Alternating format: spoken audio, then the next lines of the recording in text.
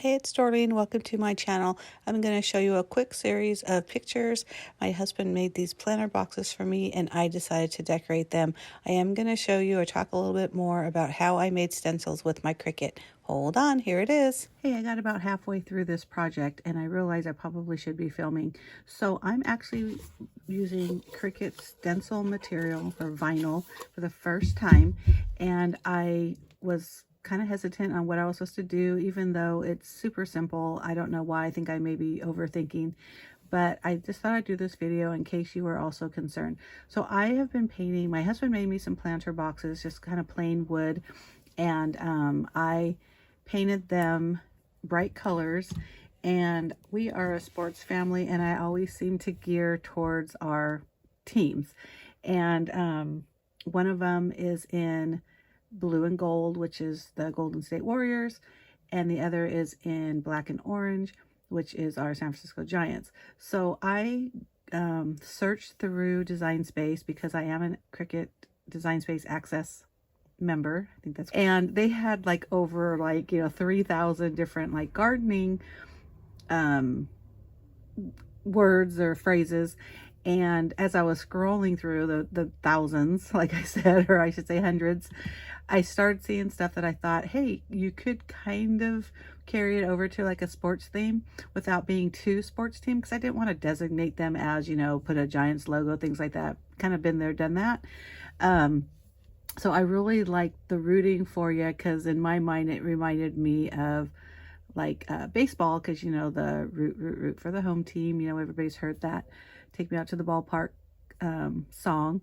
So I'm going to use that for the planter that's orange and black. And this one was, I really could use a drink, and I added or a dunk, because I thought that sounded very basketball-y, right? Anyhow, so what I did is, because I could really use a drink, you see how fun that font is? I didn't know what font that was.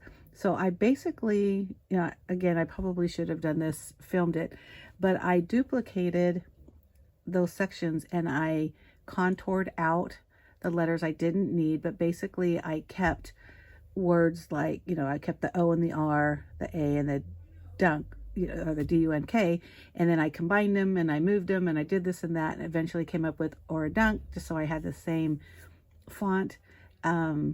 You know what, I wish I would have done that, but I can kind of show you here, like as an example. So if I was going to do something different with this, let's say I wanted the words, let's say I wanted to say yay instead of ya, right? So, okay, so I click on it and then I hit the duplicate button over here, and now I'm getting the exact same thing, right?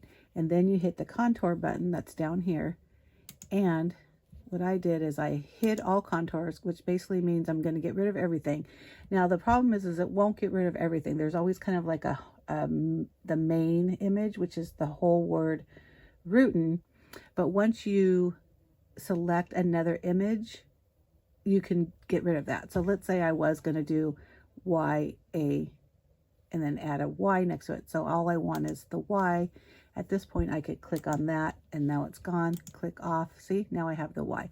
So you can kind of get a basic idea how I did this. If I wanted to, I could, move this up here, right? I mean, of course, I'd have to get rid of those, blah, blah, blah, blah. So without getting into too much of that, sorry. So now back to this. So I'm going to be creating stencils because I'm going to be using paint and stenciling it on the planter boxes. So the first thing I want to do, I've already determined that this is the size I wanted. And so now what I want to do is I want to get a basic shape, and I'll use a rectangle just because I know that's a rectangle shape. And then, oops, I know my, sorry. I know my height is 7.5 inches. So I want this to be at least 8 inches height. So let me switch that to 8. And if I tab, that'll automatically adjust. Now, I don't even know if that's going to be big enough, but I'm going to do that.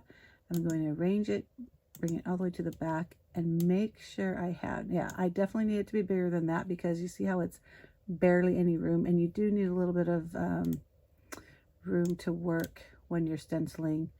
Now I'm going to take both images, and you just take the mouse and drag it over, and you can tell over here that they're both highlighted, and then I'm going to slice it, which I do down over here in the corner.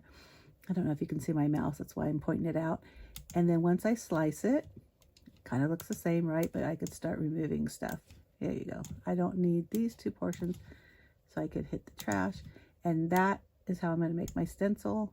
So now what I'm learning with the stencil vinyl is it is already sticky on the backside, so that's what makes it, you know, a stencil, obviously. So when I hit make it, I'm not going to use any of these. I want to browse all. I'm going to go down to vinyl and see if they have this one. Ooh, which one is this? 0.44 or regular? Let me check. I'm just going to keep it on the regular, and I'm going to hit done. And then the pressure I'm going to put to more just because. And then I'm going to load my mat and cut it out. Make sure you hit that subscribe button down below and give me a thumbs up. I hope this helps you. Bye. Oh, I forgot to mention that when you do load it on your mat, you do want to make sure that you see the blue, because then you know you're doing cutting it out on the right side. Now the thing that's odd is when I was placing it on my mat, I got these like bubbles. So I hope this doesn't make a big difference on the cutting, or you know, I'm going to use it anyways and hope that maybe that's just normal. I'm sure it just bubbled a little bit. You also notice on the sides, I use washi tape to hold mine down, even though I clean my mat.